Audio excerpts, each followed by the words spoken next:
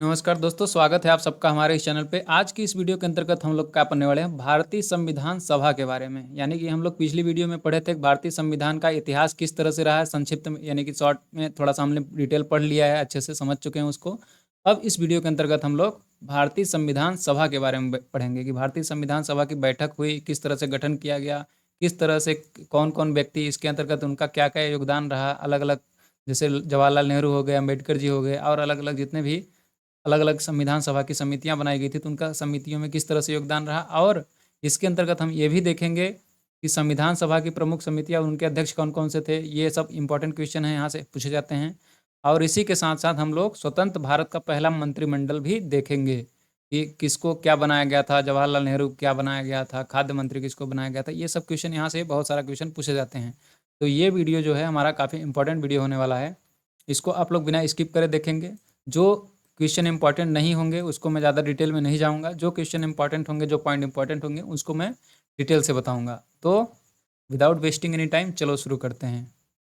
लेकिन पढ़ेंगे, ज़्यादातर चीज़ों को पढ़ेंगे इसमें, क्योंकि यहाँ से हमारी समझ विकसित होगी।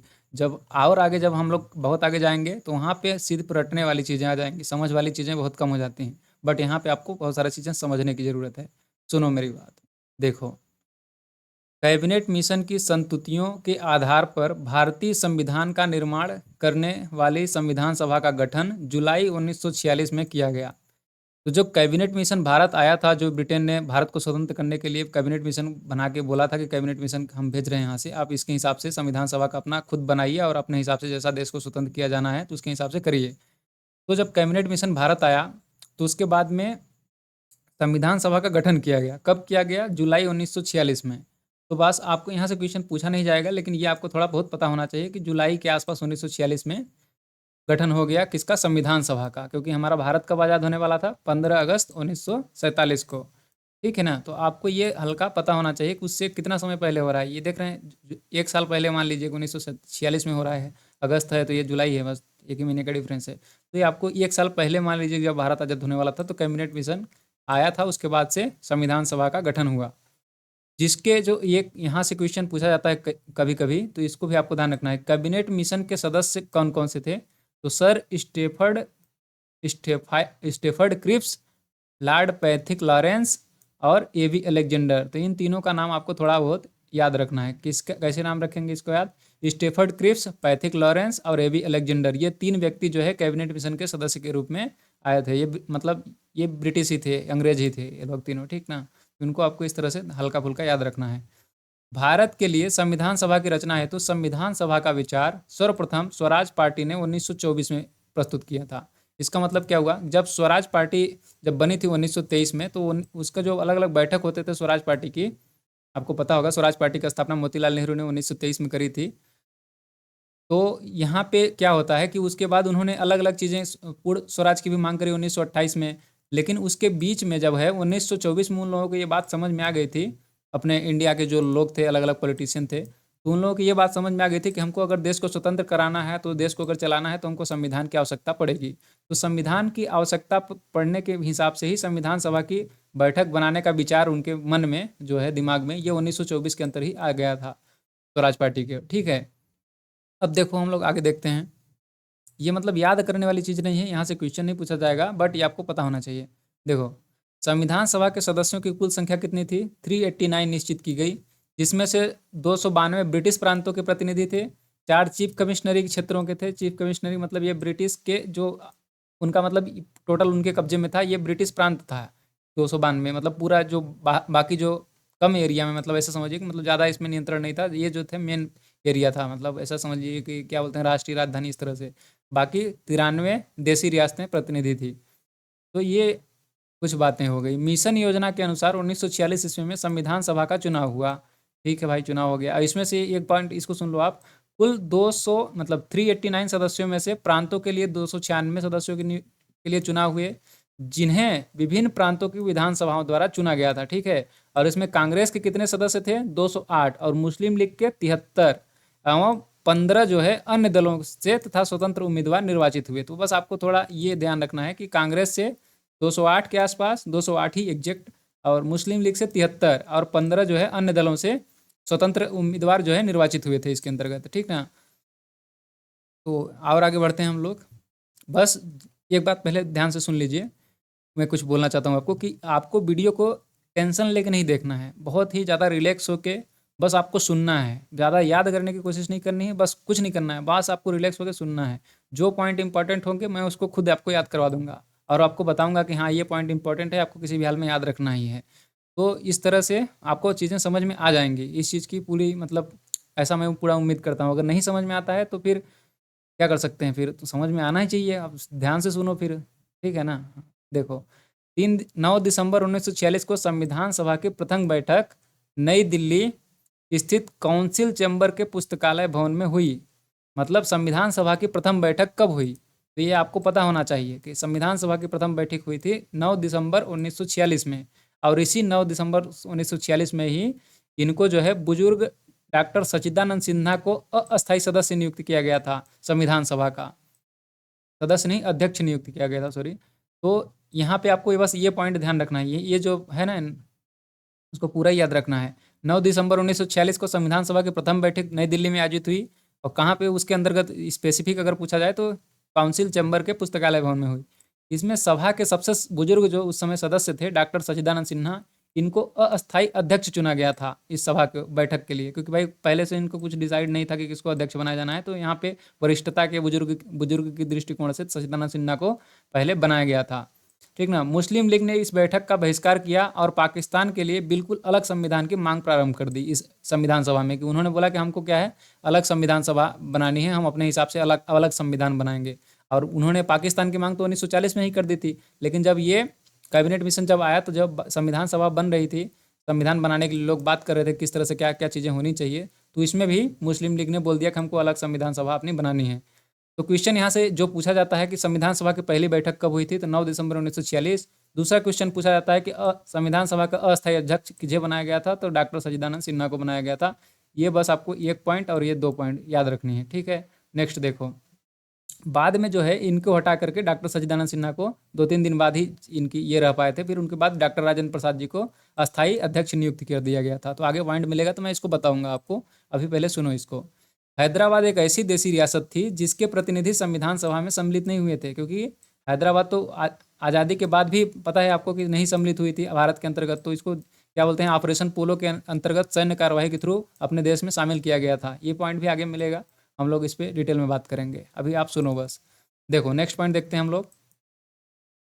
प्रांतों या देशी रियासतों को उनकी जनसंख्या के अनुपात में संविधान सभा में प्रतिनिधित्व दिया गया था। इसका मतलब क्या हुआ कि जैसे मान लीजिए कि छोटा छोटा प्रांत था, जैसे मान लो भोपाल एक प्रांत हो गया, तो भोपाल से जितने परसेंटेज, जितने ज़्यादा लाख आबादी होगी ना, उसके हिसाब से एक प्रतिनिधि या को वहाँ पे भेजा जाएगा संविधान सभा में।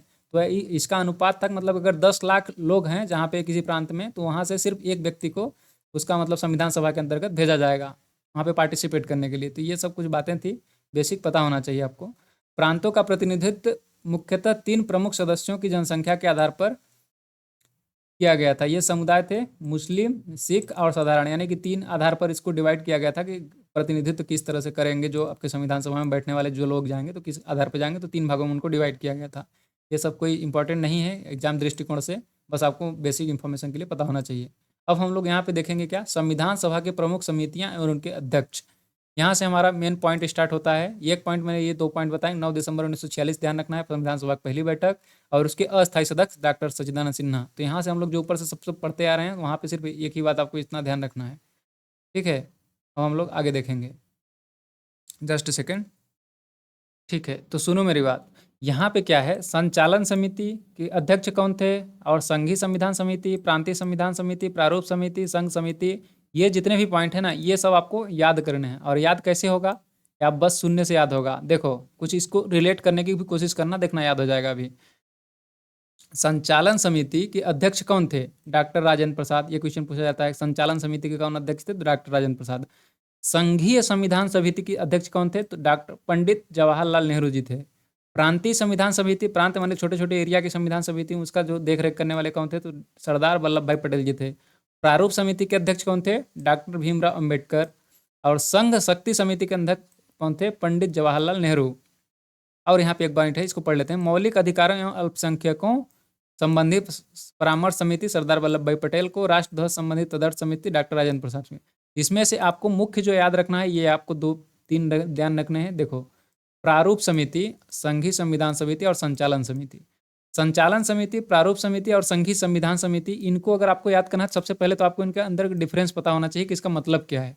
तो इसका मतलब ये होता है कि जैसे संचालन का क्या मतलब होता है कि कैसे संविधान समिति को ऑपरेट किया जाएगा, किस तरह से, मतलब सब कुछ व्यवस्था वहाँ पे देखना हो गया। मैनेजमेंट समझ लीजिए, संचालन का मतलब हो गया मैनेजमेंट, उसका प्रबंधन देखा जाएगा कि कैसे कौन कौन व्यक्ति आ रहा है, कौन पार्टिसिपेट कर रहा है कि नहीं कर रहा है, क्या है, ये सब चीज़ें जो देखेंगे, ये तो डॉक्टर राजेंद्र प्रसाद जी देखते थे। तो मतलब संचालन समिति के अध्यक्ष हो गए थे डॉक्टर राजेंद्र प्रसाद जी। और ये एक समिति बनाई गई थी प्रारूप समिति। तो प्रारूप समिति का मतलब क्या हो गया है कि संविधान की संविधान में क्या क्या चीज़ें इंक्लूड करी जाएंगी, क्या चीज़ें संविधान के हमारे भारत के दृष्टिकोण से इंपॉर्टेंट हैं, क्या चीज़ें उसमें रखी जाएंगी, क्या सब नहीं रहेंगी, ये जो मेन मेन चीज़ था उसको देख रहे थे doctor Rajendra Prasad, sorry, doctor Bhimrao Ambedkar ji. तो इसीलिए भीमराव अम्बेडकर को ही मुख्यतः माना जाता है कि संविधान का निर्माता। क्यों? क्योंकि उन्होंने जो है प्रारूप समिति के अध्यक्ष थे। प्रारूप मतलब पूरा जो हिसाब किताब, उसमें संविधान के अंतर्गत क्या क्या चीज़ें रहेंगी, किधर किधर कितनी चीज़ें इंपॉर्टेंट हैं, क्या क्या रखना है, क्या क्या नहीं रखना है, सब पूरा देख रेख जो काम दुनियादारी इनका साफ था, तो डॉक्टर भीमराव अम्बेडकर जी देखते थे। बाकी उसको ऑपरेट कैसे करना है, कौन व्यक्ति कहाँ से आ रहा है, मान लीजिए कोई दिक्कत हो रही, कोई समस्या हो रही, तो आपस में जो बात करनी है, उन सब चीज़ों को देखने के लिए डॉक्टर राजेंद्र प्रसाद जी थे। तो इन दोनों पार्ट में आपको बिल्कुल कंफ्यूज नहीं होना है। ये 1000 बार क्वेश्चन पूछा जा चुका है, मतलब बहुत बार पूछा जाता है, बेसिक क्वेश्चन है, और इसीलिए मैं इसको इम्फेसाइज करके आपको बता रहा हूँ। तो आपको इनको ध्यान रखना है। संचालन समिति का अध्यक्ष डॉक्टर राजेंद्र प्रसाद जी, प्रारूप समिति का अध्यक्ष डॉक्टर भीमराव अम्बेडकर जी, दोनों को याद रखना है। कभी ये भी पूछ लेता है, कभी ये पूछ लेता है, तो आप डॉक्टर भीमराव अम्बेडकर लगा के मत आ जाना कि अगर संचालन समिति पूछ लेता है तो, ठीक ना, तो उसको आपको डॉक्टर राजेंद्र प्रसाद ही लगाना है। बहुत लोग गलत करते हैं इसको। और संघीय संविधान समिति मतलब पूरा, संघ मतलब क्या होता है, संघ मतलब पूरा देश, मान लो ये छोटे छोटे राज्य हो गए, तो सबको मिला के पूरा देश बन गया, तो उसका संविधान समिति पूरा हेड हेड को बनाया गया था। तो ये डॉक्टर पंडित जवाहरलाल नेहरू जी थे। तो ये ज़्यादा इंपॉर्टेंट नहीं है, आपको ये बस 2 पॉइंट अच्छे से याद रखनी है, अपने खोपड़ी में घुसा लो इसको, ठीक है। नेक्स्ट देखो, संविधान सभा के में ब्रिटिश प्रांतों के 296 प्रतिनिधियों का विभाजन सांप्रदायिक आधार पर किया गया। 213 सामान्य, 79 मुसलमान और 3 सिख। ये तो पहले ही बता चुका हूँ, ये इंपॉर्टेंट भी उतना ज़्यादा नहीं है। इसको आपको यहाँ पे 2 पॉइंट ध्यान रखने हैं। संविधान सभा के सदस्यों में अनुसूचित जनजाति के सदस्यों की संख्या कितनी थी? 33। और संविधान सभा में महिला सदस्यों की संख्या कितनी थी? तो ये थी 15। तो यहाँ पे आपको ध्यान रखना है, संविधान सभा जो अपनी बैठक हुई थी, तो उसके अंतर्गत जितने भी अलग अलग प्रांतों से अलग अलग लोग आए थे, तो उसके अंतर्गत महिलाओं की संख्या टोटल कितनी थी? वो टोटल 15 थी। 15 महिलाएं थी संविधान सभा के अंतर्गत। और अनुसूचित जनजाति से सदस्यों की संख्या थी 33। ये अभी तक पूछा नहीं गया है, लेकिन ये वाला क्वेश्चन आ चुका है, तो इसको दोनों को ही आपको ध्यान रखना है कि अनुसूचित जनजाति से सदस्यों की संख्या 33 थी, और संविधान सभा में महिला सदस्यों की जो जिन्होंने पार्टिसिपेट किया था टोटल 15 थे, ठीक है। और देखो, 11 दिसंबर सन 1946 को डॉक्टर राजेंद्र प्रसाद संविधान सभा के अस्थायी अध्यक्ष निर्वाचित हुए, और अस्थायी किसे बनाया गया था? डॉक्टर सच्चिदानंद सिन्हा। कब बनाया गया? 9 दिसंबर 1946 को, जब पहली बैठक हुई थी तब, ठीक है ना। और उसके कुछ दिन, 2-3 दिन बाद, ये देखो, 9 के बाद 10 आया, 10 के बाद 11, दूसरे दिन क्या, तीसरे ही दिन 11 दिसंबर 1946 को डॉक्टर राजेंद्र प्रसाद जी को अस्थाई अस्थाई अस्थाई नहीं अस्थाई अस्थाई नियुक्त कर दिया गया था, प्रधान बना दिया गया था, ठीक है ना, संविधान सभा का। तो यह पॉइंट आपको ध्यान रखना है। अब नेक्स्ट देखो, संविधान सभा की कार्यवाही जो कब स्टार्ट हुई? तो 13 दिसंबर सन 1946 को जवाहरलाल नेहरू द्वारा पेश किए गए उद्देश्य प्रस्ताव के साथ प्रारंभ हुई। इसका मतलब यह हुआ कि 13 दिसंबर सन 1946 को जवाहरलाल नेहरू जी ने उद्देश्य प्रस्ताव पारित किया, मतलब उन्होंने पेश किया, उसके साथ ही संविधान की कार्यवाही स्टार्ट होती है 13 दिसंबर 1946 को। क्वेश्चन नहीं पूछा जाएगा, बट पता होना चाहिए आपको। 22 जनवरी सन 1947 को उद्देश्य प्रस्ताव की स्वीकृति के बाद संविधान सभा में संविधान निर्माण हेतु अनेक समितियों की नियुक्ति की गई, जिसमें से वार्ता समिति, मतलब वाद विवाद करने के लिए वार्ता समिति, आपस में जो बात करेंगे। संघ संविधान समिति आपको बता ही दिया पहले। प्रांतीय संविधान समिति मतलब छोटे छोटे प्रांतों को उनके एरिया में देखने के लिए प्रांतीय संविधान समिति। संघ शक्ति समिति, प्रारूप समिति। प्रारूप समिति मतलब उसका कैसे कैसे स्ट्रक्चर रहेगा संविधान का, ये सब चीज़ें। प्रारूप समिति का भीमराव अम्बेडकर जी को बनाया गया था। तो ये अभी आपको ध्यान रखना है, ठीक ना। तो यहाँ पे हमारे कुछ पॉइंट ये हो गए, इनको आपको बस सुनना है, रटने की कोशिश नहीं करनी है, ठीक है, बस सुनो। और देखो, आपको पता नहीं है कि आपको याद हो रहा है, लेकिन वो आपके दिमाग में जा रहे हैं, तो याद हो रहा है, ठीक ना। तो आपको टेंशन लेने की ज़रूरत नहीं है कि नहीं याद हो रहा है, याद हो रहा है। अब मान लो बस हो रहा है, और बातें को मेरी सुनते चलो। देखो, ये थोड़ा मैं प्रवचन टाइप से इसलिए कर रहा हूँ, क्योंकि यहाँ पे जो है काफ़ी चीज़ें ऐसी हैं कि रटने वाली चीज़ें कम हैं, फैक्ट कम है, लेकिन ये बेसिक जो इन्फॉर्मेशन है ये ज़्यादा है, तो इसको आपको ध्यान से सुनते रहना है। देखो, क्योंकि यहाँ से भी क्वेश्चन बनेंगे, बनेंगे तो आपको आपसे भी बनने चाहिए। ये नहीं है कि बस रट के 2 क्वेश्चन अगर आप रट के चले गए कि ये होता है, वो होता है, तो फिर गेम हो जाएगा, क्योंकि लेवल एग्जाम्स का बढ़ चुका है, ठीक ना? तो इसको सुनो पहले। बी.एन. राव द्वारा तैयार किए गए संविधान संविधान प्रारूप पर विचार विमर्श करने के लिए संविधान सभा द्वारा 29 अगस्त 1947 को संकल्प पारित करके प्रारूप समिति का गठन किया गया तथा इसके अध्यक्ष के रूप में डॉक्टर भीमराव अम्बेडकर को चुना गया। सब बोल चुका हूं मैं पहले। प्रारूप समिति के सदस्यों की संख्या कितनी थी? टोटल 7 लोग थे। ये जो प्रारूप समिति बनाई गई थी, जो स्ट्रक्चर संविधान का मुख्य जो डिसाइड करना था, उसके टोटल सदस्य थे 7 लोग थे। ये उनका हेड किसको बनाया गया था? भीमराव अम्बेडकर को। ये जैसे 7 लोग हो गए, तो सातों में से हेड कौन रहेगा, अध्यक्ष कौन रहेगा? भीमराव अम्बेडकर, जो प्रारूप समिति बनाई गई थी। और इनके आपको एक बार नाम भी ध्यान सुन लेना है, क्योंकि अगर यूपीएससी या फिर बड़े लेवल पे चले जाएं तो ये इनका नाम भी ऑप्शन में देके एमपीपीएससी वगैरह में, पीएससी के एग्जाम में पूछ लिया जाता है। तो अगर एसएससी की प्रिपरेशन कर रहे हैं तो आपको नाम नहीं पूछा जाएगा, लेकिन आपको फिर भी पता होना चाहिए। देखो, डॉक्टर भीमराव अम्बेडकर जी जो थे ये अध्यक्ष बन गए। एन गोपाला स्वामी अयंगर ये दूसरे व्यक्ति हो गए। अल्लादी कृष्णा स्वामी अय्यर ये तीसरे व्यक्ति हो गए। कन्हैयालाल मणिकलाल मुंशी ये चौथे। और सैयद मोहम्मद सादुल्ला पांचवें व्यक्ति हो गए। एन माधवराव ये इनकी क्या है, बी.एल. मित्र के स्थान पर बने थे। क्यों? क्योंकि बी.एल. मित्र वहाँ से उनके साथ मृत्यु हो गई थी, ऐसा कुछ था, तो उसके बाद में एन माधवराव बने थे। और डी.पी. खेतान बने थे। इनकी मृत्यु के बाद टी.टी. कृष्णामाचारी को सदस्य बनाया गया था। तो इस तरह से ये टोटल 7 लोग थे। तो आपको इसमें से सिर्फ 7 व्यक्ति याद रखने हैं कि टोटल कितने थे, 7 लोग थे। और उनके अध्यक्ष थे भीमराव अम्बेडकर जी, बस। और ज़्यादा डिटेल में जाने की जरूरत बिल्कुल भी नहीं है। नेक्स्ट देखो, यहाँ पे कैबिनेट मिशन जो आया था 1945 में, ये प्रस्ताव पर गठित अंतरिम मंत्रिमंडल जो कैबिनेट मिशन आया था उसका मुख्य क्या था? कैबिनेट मिशन जो आया था 1945 के अंतर्गत, इसमें मुख्यतः 2 बातें बोली गई थी कि आप संविधान सभा का, पहली तो संविधान सभा का गठन करो, और दूसरा चीज़ क्या काम करो आप, कि अंतरिम अपना मंत्रिमंडल बनाओ, यानी कि आप अपने देश को देखने के लिए अपने मंत्रिमंडल की व्यवस्था करो। तो दोनों ही चीज़ें सिक्वेंस में करी गई हैं, तो उन दोनों को ही आपको ध्यान रखना है। ये हमने तो ये तो पढ़ लिया कि कैसे कैबिनेट मिशन के बाद ये जो संविधान सभा की बैठक कैसे हुई, किस तरह से संविधान का काम चल रहा है। और उसके साथ ही साथ जो मंत्रिमंडल बनाया गया, अस्थायी मंत्रिमंडल, अंतरिम मंत्रिमंडल का मतलब होता है अस्थायी मंत्रिमंडल। तो इसको भी हम लोग देखते हैं, क्योंकि कभी कभी इससे भी क्वेश्चन पूछे जाते हैं कि अंतरिम मंत्रिमंडल बनाया गया था तो उसमें इस विभाग के हेड कौन थे, तो इस तरह से क्वेश्चन पूछा जाता है। तो सुनो इसको पहले। देखिए, जवाहरलाल नेहरू जी जो थे, इनको कार्यकारी परिषद के उपाध्यक्ष और विदेशी मामले तथा राष्ट्रमंडल से संबंधित चीज़ों का हेड बनाया गया था। तो यहाँ पे जो सबसे इम्पोर्टेंट पॉइंट पूछा जाता है, विदेशी मामलों के देख रेख कौन करते थे? पंडित जवाहरलाल नेहरू जी, ठीक है। और वल्लभ भाई पटेल क्या करते थे? गृह विभाग इनको आपको पता नहीं होगा, तो पता हो जाएगा अभी 10 मिनट बाद, क्योंकि अभी हम लोग आगे देखने वाले हैं कि ये इन्होंने क्या, कितना बहुत बड़ा योगदान रहा है। इनको लौह पुरुष ऐसे ही नहीं बोला जाता, भारत का भी स्मारक बोला जाता है। जैसे मान लीजिए अभी गृह मंत्री कौन है हमारे? अमित शाह जी हैं। तो अमित शाह के जैसे ही ये भी थे, सरदार वल्लभ भाई पटेल, ये काफ़ी फेमस थे उस समय के। इनका नाम आपको बिल्कुल नहीं भूलना है। ये गृह विभाग थे, गृह विभाग का देखते थे। ये अंतरिम मंत्रिमंडल में भी थे, और जब मुख्य मंत्रिमंडल बना, जब अस्थाई बना था, उसमें भी ये गृह मंत्री के तौर पे ही थे। तो बस आपको ये दोनों पॉइंट ध्यान रखने हैं। जवाहरलाल नेहरू विदेशी मामले, वल्लभ भाई पटेल गृह मंत्री थे, ठीक है। बलदेव सिंह रक्षा मंत्री, जान मथाई खाद्यान्न उपाड़ती, ये सब कुछ याद रखने की जरूरत नहीं। सी राजगोपालाचारी शिक्षा, C.H. भाभा कार्य खान मतलब खदान से रिलेटेड और बंदरगाह।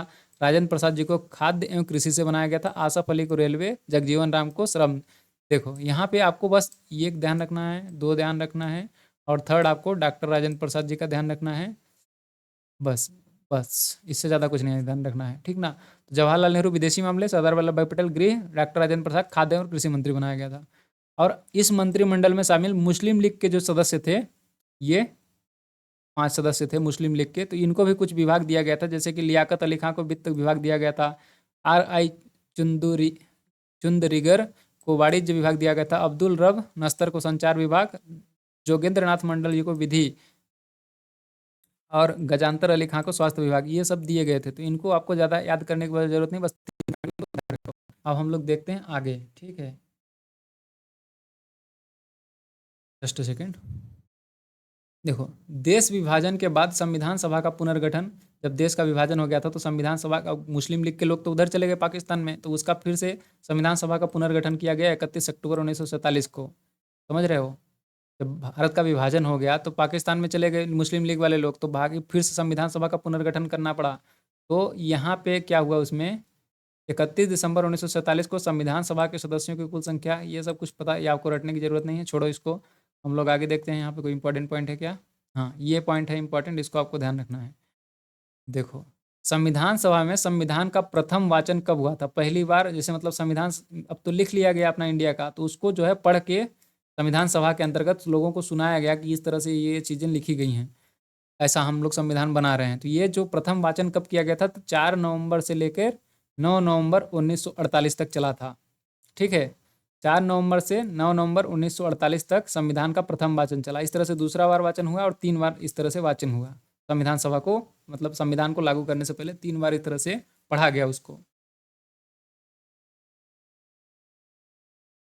और देखो, 26 नवंबर 1949 तक चला और संविधान सभा द्वारा संविधान को पारित कर दिया गया। इस समय संविधान सभा के 284 अध्यक्ष उपस्थित थे। यानी कि संविधान को कब पारित किया गया था? 26 नवंबर 1949 को। लेकिन संविधान को पूर्णतः कब लागू किया गया था? 26 जनवरी सन 1950 को। तो ये दोनों ही पॉइंट आपको ध्यान रखने हैं। 26 नवंबर 1949 को जो है आंशिक रूप से लागू किया था, बहुत सारे भाग लागू कर दिए थे लेकिन पूर्णतः लागू नहीं किया गया था।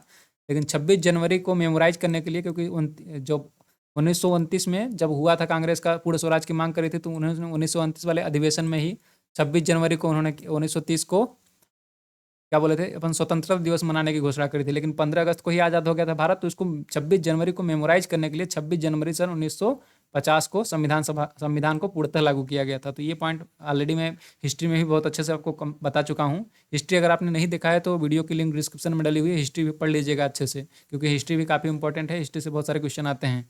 देखो, अब हम लोगों का मुख्य इंपॉर्टेंट पॉइंट स्टार्ट होता है यहाँ से। इसका मैं एक बार क्विक रिवीजन भी करवाऊंगा, टेंशन लेने की जरूरत नहीं है। ध्यान से यहाँ तक आए हो, बस ज़्यादा लंबा नहीं करेंगे इस वीडियो को, बस सुनो पहले पॉइंट। जवाहरलाल नेहरू जी प्रधानमंत्री थे पहले, सबको पता है।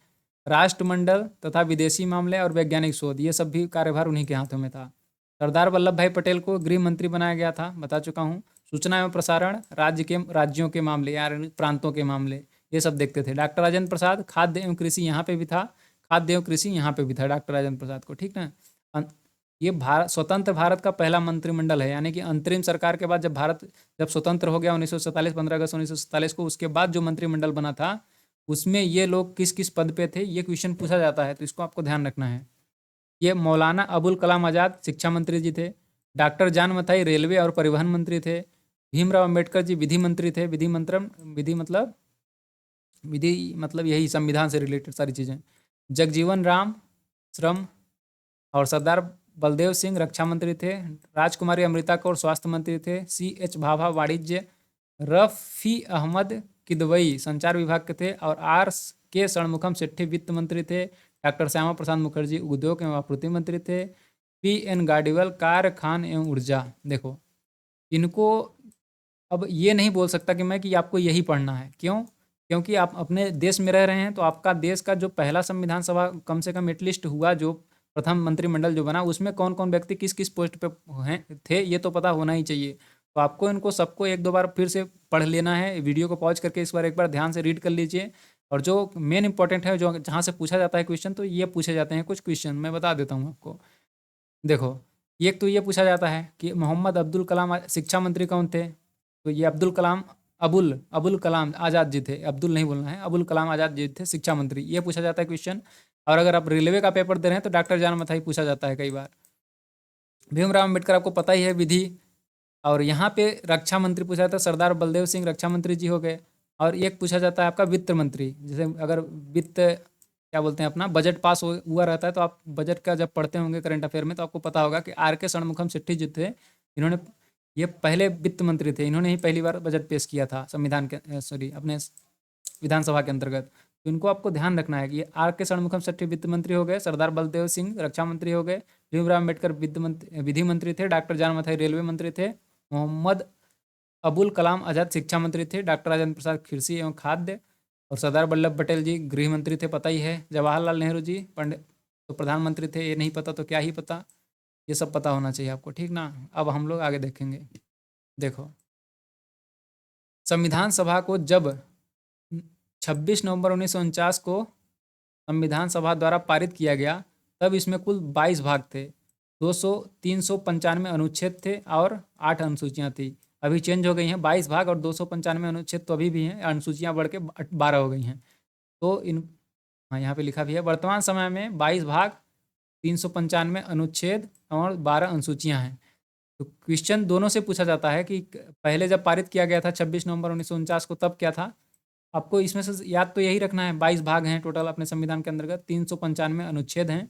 लेकिन अनुसूचियाँ जो थी शुरू में, तो अनुसूचियों से ही पूछा जाता है। शुरुआत में अनुसूची 8 थी, अभी वर्तमान में 12 हो गई हैं, बढ़ गई हैं। जैसे पंचायती राज व्यवस्था वाला बढ़ी हैं, और नगर पालिका से रिलेटेड और भी एक आध दो बढ़ी हैं, तो उन सबको हम लोग अभी डिटेल में पढ़ेंगे। लेकिन आपको बस इतना पता होना चाहिए कि 395 अनुच्छेद हैं, 395 टोटल अनुच्छेद हैं। 392 नहीं लगाना है, 392 भी ऑप्शन में आता है, 392। और इसको अगर आप हल्के में ले रहे हो कि ये नहीं आता है, तो ये धोखा खा जाओगे आप। इसको ध्यान से, इसको अच्छे से समझो।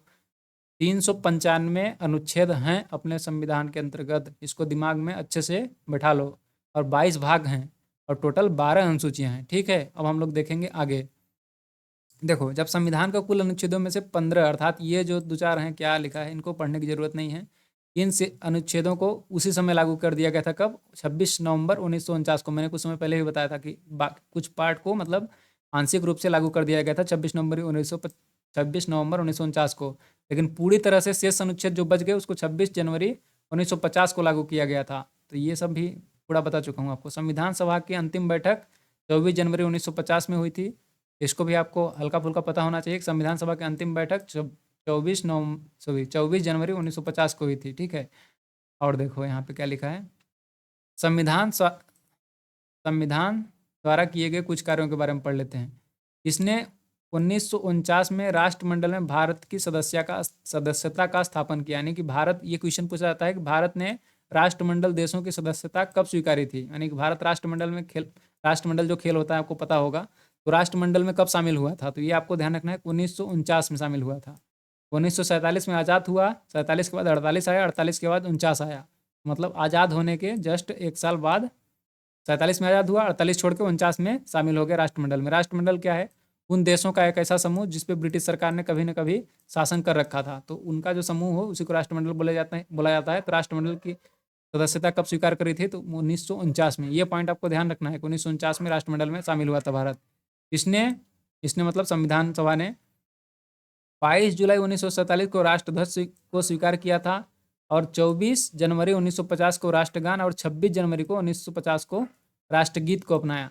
तो यहाँ से याद कैसे रखेंगे, ये तो बहुत सारा हो गया। तो इसको ध्यान इस तरह से रखो कि 22 जुलाई 1947 भारत आज़ाद कब हुआ, 15 अगस्त 1947।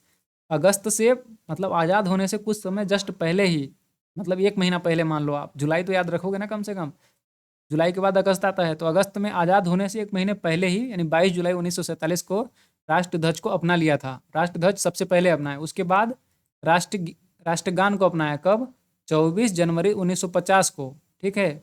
और 1950 में 24 जनवरी के 2 दिन बाद लोगों ने बात करा कि अब राष्ट्रगीत को भी अपना लेते हैं, तो 26 जनवरी 1950 को ही राष्ट्रगीत को भी अपना लिया गया। राष्ट्रगान पता होगा, जनगण मन, और ये वंदे मातरम अपना सब कुछ, ठीक है। अब इस तरह से एक पॉइंट और लिखा है, 26 जुलाई 1947 को गवर्नर जनरल ने पाकिस्तान के लिए पृथक संविधान सभा की स्थापना की घोषणा करी थी। यानी कि जब उन्होंने अलग से संविधान सभा की मांग कर दी थी, जब बैठे तो मुस्लिम लीग लोगों ने, तो इनके लिए अलग से गवर्नर जनरल जो थे वहाँ अभी वर्तमान के, उन्होंने अलग से संविधान सभा पाकिस्तान के लिए बना दी थी। तो इस तरह से हमारा यहाँ पे हम लोग ने आज क्या क्या पढ़ लिया। देखो, संविधान सभा के बारे में, भारतीय संविधान सभा के बारे में, मंत्रिमंडल के बारे में, अंतरिम मंत्रिमंडल और वर्तमान मंत्रिमंडल के बारे में सब कुछ हमने डिटेल से पढ़ रखा है। ये एक बार वीडियो को आप रिवाइज कर लीजिएगा 2-3 दिन बाद, ठीक है। अभी तो आपने सुन लिया, 2-3 दिन बाद फिर से इसको रिवाइज करना है, नहीं तो भूल जाएगा, ठीक ना। 101% भूल जाएगा। अगर आप अभी देख रहे हैं तो 3 दिन बाद आपको एक बार फिर से वीडियो देखना है, और इसको चैनल को सब्सक्राइब कर लेना है, नहीं तो ये वीडियो आपको दोबारा दिखेगी भी नहीं, ठीक है ना। अगर आप पहली बार चैनल पर सब आए हैं तो चैनल को सब्सक्राइब करके जाना है। और क्या, अगर वीडियो अच्छा लगा है तो इसको लाइक करिए, और अपने दोस्तों को भी शेयर करिए जो लूसेंट पढ़ रहे हैं बट याद करने में प्रॉब्लम हो रही है। देखो इस वीडियो को इस तरह से नहीं, टेंशन लेके नहीं पढ़ना है। आप खाना नहाते खाते जब भी टाइम आपको मिले, दोस्तों से बात करें तो हेडफोन लगा के जो भी है गाने की तरह सुनते रहना है। तो इसको आपको याद हो जाएगा, और याद करने का लुसेंट का सिर्फ यही एकमात्र तरीका है। और बाकी जितने तरीके हैं वो तो समझ लो कि गलत तरीके हैं, नहीं हो सकता, इम्पॉसिबल है। लोग बार बार पढ़ रहे हैं लेकिन नहीं हो रहा है। ज्ञान ज़्यादा हो गया शायद इस वीडियो में, अब हम ज़्यादा नहीं बोलेंगे। अब चैनल को सब्सक्राइब करो, दोस्तों के साथ शेयर करो और वीडियो को लाइक करो। ठीक है, मिलते हैं अपन नेक्स्ट वीडियो के अंतर्गत। तब तक के लिए इसी तरह से हंसते रहो और मुस्कुराते रहो। थैंक्स फॉर वॉचिंग दोस्तों।